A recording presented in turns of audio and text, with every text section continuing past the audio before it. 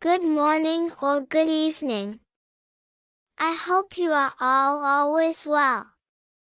I'm Lulu. These are my daily stories. I hope you share the happiness with every adventure I have with my friend Marshmallow. Here we go.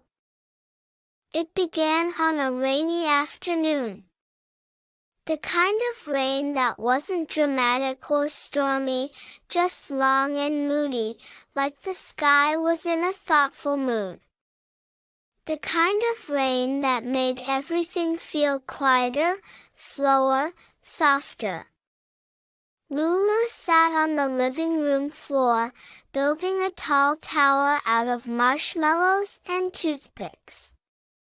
Marshmallow the cat, not the snack, lay curled in a pink slipper nearby, snoring softly, his tiny paw twitching as if chasing dream mice. Boredom had begun creeping in around the edges. Too rainy for the park, Lulu sighed. Too sleepy for pretend space missions. Too many rules to turn the kitchen into a pancake laboratory again. She flopped onto her back. That's when she heard it. A soft, creaky voice. Oh, oh, oh, oh, Lulu sat up slowly.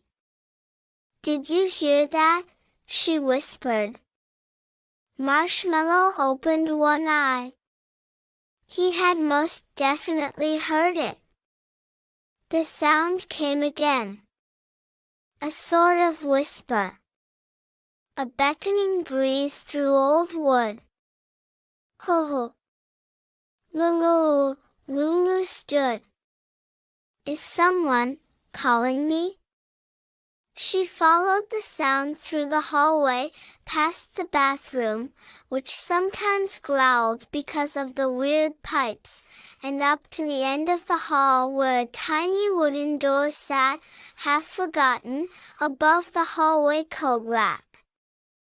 It was the attic door. No one ever goes up there, she whispered. She reached up, grabbed the string, and tugged. Clunk! The ladder fell with a dramatic sigh. Dust swirled like powdered sugar in the air. Marshmallow meowed once. It sounded like, "Are you sure about this?" I wasn't, but now I'm very sure, Lulu said, scooping him up. Together, they climbed. The attic smelled like old paper and warm sweaters and memories. It was dim, lit only by one round window streaked with rain. Lulu had only been up here once, a long time ago, with Grandma, looking for holiday decorations. Now it was different. The boxes were still there, but rearranged. Tunnels made from trunks and bookshelves lined the way, as if someone, or something, had built a tiny attic maze. Lulu's heart thumped. She wasn't scared. Not really. Maybe a little. But mostly, curious. Marshmallow leapt down and padded ahead. He paused, looking back to make sure she followed. Okay, Lulu whispered, but if this turns into a ghost story, you're doing all the screaming. At the far end of the attic, behind a stack of old suitcases and a dusty rocking horse, they found it. A door. A small door, only 4 feet tall, with carvings of stars and moons and swirls like waves and clouds.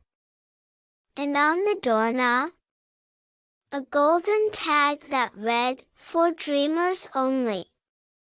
Lulu slowly opened it. Behind the door was not a closet, not storage, not even more attic. It was a room. A cozy, hidden space full of books, glowing lanterns, a squishy chair shaped like a bear, and best of all, a wall covered in crayon drawings.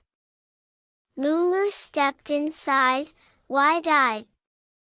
There were drawings of flying castles, dancing giraffes in top hats, pirate ships shaped like sandwiches, and a huge white cat wearing a crown. Marshmallow! Lulu gasped. That's you! Marshmallow blinked, then strutted in like he owned the place. On a desk was a journal. Lulu flipped it open.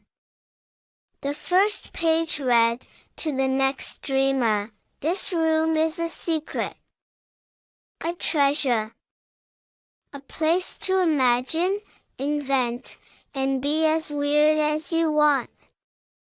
It only opens for those who truly believe in strange and wonderful things. Welcome. Ls."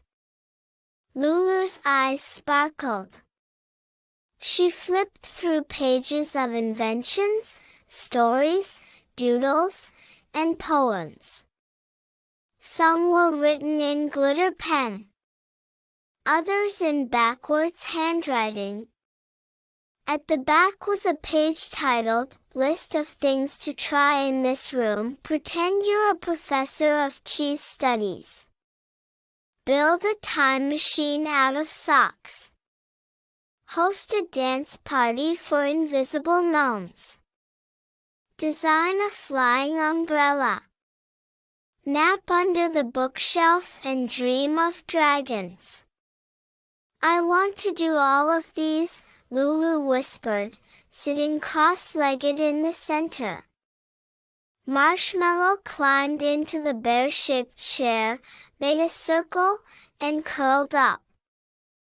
They stayed for hours. Drawing, reading, imagining.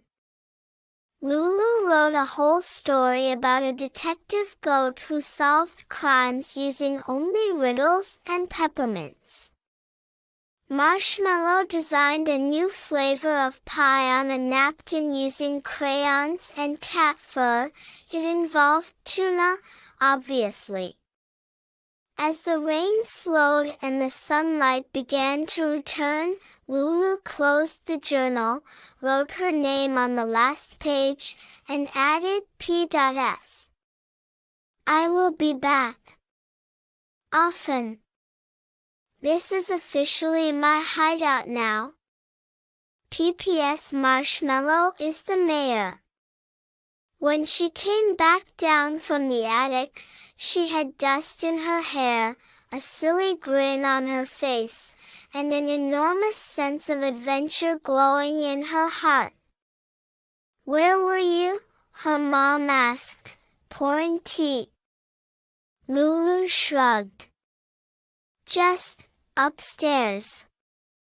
But in her pocket was a doodle of Marshmallow wearing sunglasses and giving a thumbs up.